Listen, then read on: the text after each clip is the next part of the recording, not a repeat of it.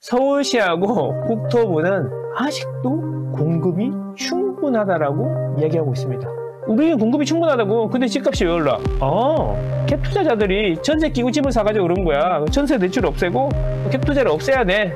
그래서 공급을 안 해도 되는 거야. 그냥 다주택자만 잡으면 되는 거야. 규제하면 되는 거고. 그래서 29번 규제했더니 집이 잡혔어요. 원인은 주택 부족이었던 거죠. 아파트는 망고쌤.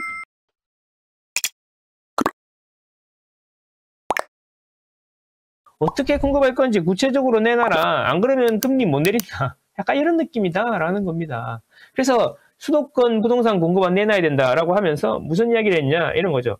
기준금리는 인하 추세에 있고 몇 년간 주택 공급이 부족할 것. 여러 기대가 작용하고 있다. 아니, 이걸 이제 알았어? 자, 제가 계속 말씀드린 거 아닙니까? 기준금리는 어차피 내려간다. 2023년부터 언제 피벗이 되냐의 문제다라고 말씀을 드렸었고요. 그리고 공급은 어떻다고요? 정해진 미래다. 그러니까 공급도 40년 만에 채주고 기준금리는 내려갈 건데 집을 사시라라고 몇 년 전부터 말씀을 드렸는데 이 이야기를 이제 하고 있는 겁니다. 당연히 우리 채널을 많이 보신 분들이면 당연히 이건 알고 있는 내용 아닙니까? 이제 와가지고 공급안을 내놔라 이러고 있는 겁니다. 여러분, 그러면 이 이야기는 한원 총재도 수도권 공급이 부족하다는 걸 인정하는 건가요? 그렇죠? 인정하는 거죠? 자, 그래서 한번 볼게요.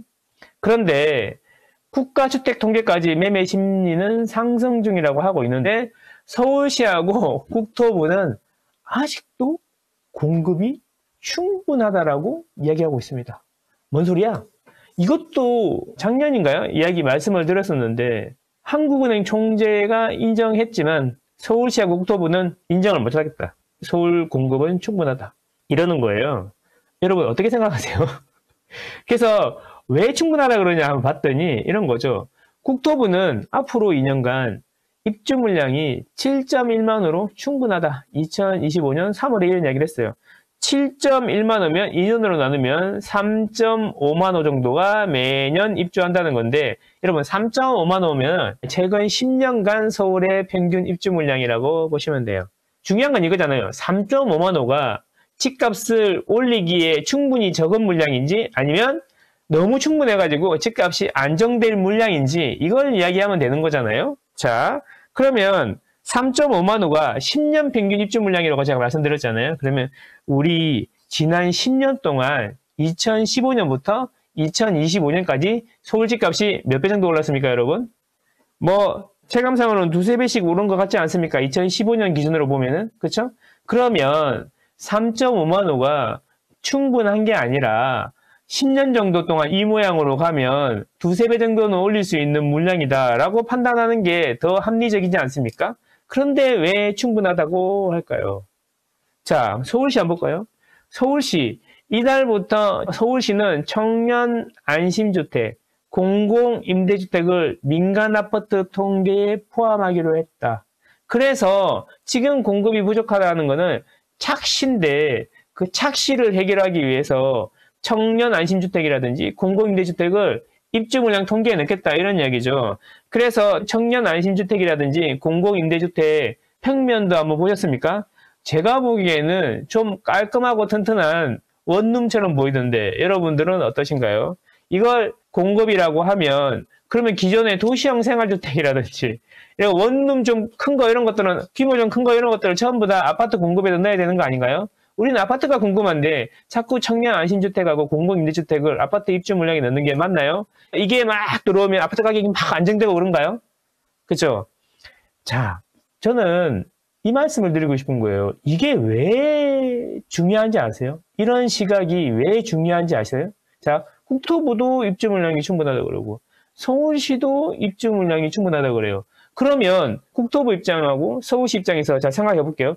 우리는 공급이 충분하다고. 근데 집값이 왜 올라? 갭 투자를 해서 그러네. 갭 투자가 나쁜 놈들이야. 그래. 우리가 잘못한 게 아니야. 서울시가 공급을 그동안에 안 해서 그런 것도 아니고 국토부가 공급을 안 해서 그런 것도 아니고 갭 투자자들이 전세 끼고 집을 사가지고 그런 거야. 전세 대출 없애고 갭 투자를 없애야 돼. 이런 거에 동조하는 거랑 뭐가 다릅니까? 국토부랑 서울시가 공급을 못한 거를 일개 개인의 책임으로 다주택자의 책임으로 책임 전가하는 거 아닙니까? 이거밖에 안 되는 거예요. 그러니까 이게 모든 게 뭔가를 인정하고 해결할 생각은 없고 그냥 어떻게든 책임에 피해서 회피하는 거 좋아. 떠넘기기까지 한다는 거죠. 그거를 그냥 국민에게 다주택자가 소수라는 이유로 그렇다라는 겁니다. 이게요. 다주택자가 그냥 하소연하는 거다. 이렇게 생각하시면 안 되는 거죠. 잘 생각해 보세요. 이게 주택 정책의 매우 중요한 부분이 되는 겁니다. 공급이 충분한데 공급을 열심히 할 이유가 뭐가 있습니까? 안 그래요? 공급을 열심히 할 이유가 없잖아요. 그래서 공급을 안 해도 되는 거야. 그냥 다주택자만 잡으면 되는 거야. 규제하면 되는 거고. 그래서 29번 규제했더니 집이 잡혔어요. 그 원인은 주택 부족이었던 거죠. 그런 겁니다. 그래서 참 안타깝다.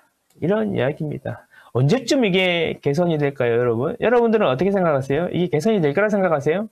국토부 장관이 바뀌면, 정권이 바뀌면, 서울시장이 바뀌면 어느 날 갑자기 죄송합니다. 그동안 저희가 공급을 너무 못했습니다, 여러분. 그래서 앞으로는 공급을 열심히 하도록 하겠습니다. 다주택이나 주택을 갖고 계신 분들이 집을 사서 오른 게 아니라 저희가 공급을 못해서 그런 겁니다. 라고 인정하고 어떻게 하면 공급을 할 수 있을지 한번 고민해보자고 이런 것들 할 것 같습니까? 안 할 것 같죠? 그럼 어떻게 해야 돼요? 앞에서는 충분하다 그러지만 실제로는 부족하니까 그거에 맞춰서 우리는 나와 내 가족의 자산을 지켜야 된다. 제가 계속 그 말씀 드리는 거잖아요. 재테크는 차가운 머리가 필요한 겁니다, 여러분. 아시겠죠? 아파트는 망고쌤.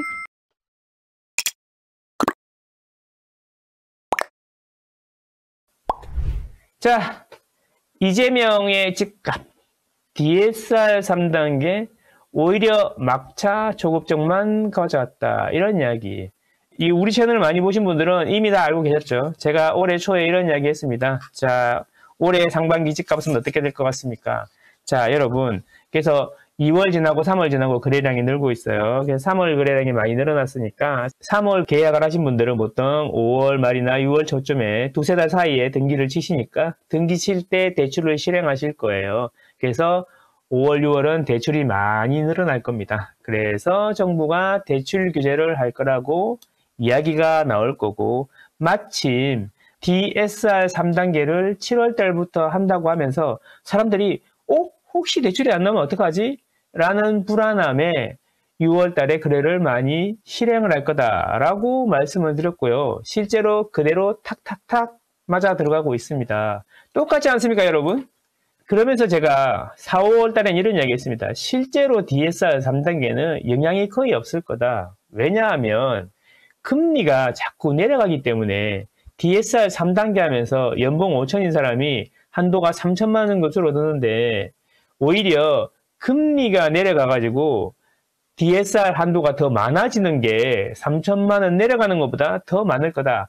하지만 사람들은 언론에서, 유튜브에서, 뉴스에서 DSR 3단계 하면 대출 안 나올 거다. 집값 잡힐 거다. 라는 이야기를 듣고 불안해가지고 집을 사게 될 것이다. 오리오래. 오리오래 다시 보세요. 그래서 4월 거래량 줄어들고 5월 거래량 늘어나더니 6월은 거래량이 폭발하고 있지 않습니까?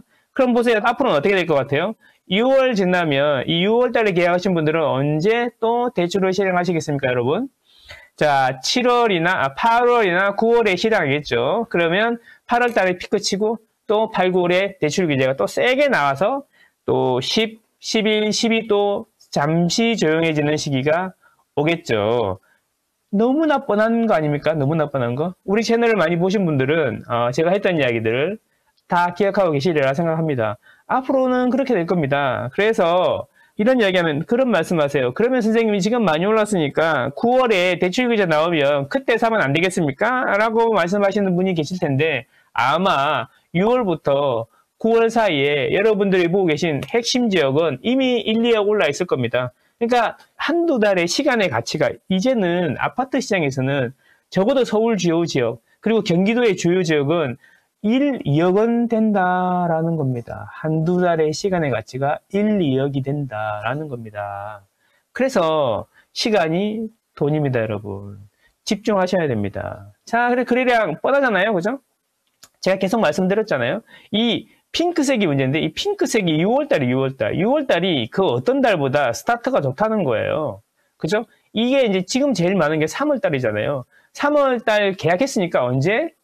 뻔한 거야. 두세 달 걸리니까 5, 6월 달에 하는 거야. 그러면 대출이 증가했으니까 5조가 넘어가면 한국은행의 이창용 총재가 또 불을 뿜을 거고, 그러면 이제 금리는 내려야 되니까 정부는 눈치를 볼 거고, 대출 규제를 할 수밖에 없다라는 겁니다. 그 한국은행이 기준금리 내리는 조건이 대출 규제니까. 근데 6월은 또 이게 터졌으니까 또 어떻게 돼?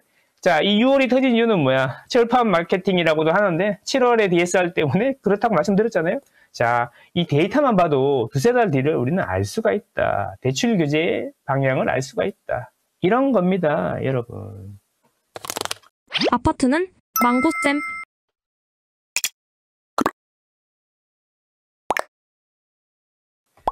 자, 또 이런 와중에 전문가들은 호가대로 사면 위험한 거품 시장이다, 경고한다, 이런 이야기가 나오는데, 여러분 어떻게 생각하세요? 지금 호가대로 사면 어떻게 될까요, 여러분? 자, 저는 우리 망고쌤 톡방에서도 여러 번 말씀드렸어요. 혹시 톡방이 궁금하신 분들은 더보기를 누르시면 돼요. 자, 거기 있어요. 무료 톡방이니까 해치지 않아요. 들어오시면 돼요. 호가대로 사면 위험한 거품 시장이다. 이 이야기는 뭐냐면 강남, 서초, 송파, 용산, 성동, 광진, 강동 이런 데가 너무 많이 올랐다라는 거잖아요. 그러니까 이게 많이 올랐으니까 이거를 지금 사면 안 된다. 이런 이야기잖아요. 자, 그러면 생각을 한번 해봅시다. 저는 이게 사람마다 다르다 생각해요. 왜냐하면 그냥 들어가서 입지 좋으니까 애기들 키우면서 그냥 출퇴근하면서 그냥 한 10년 이상 장기 거주하겠다. 장기 실거주하겠다. 그러면 저는 지금 호가도 못 잡으면 한두 달 뒤에 더 비싸게 주고 살 거다. 이런 이야기인 거예요.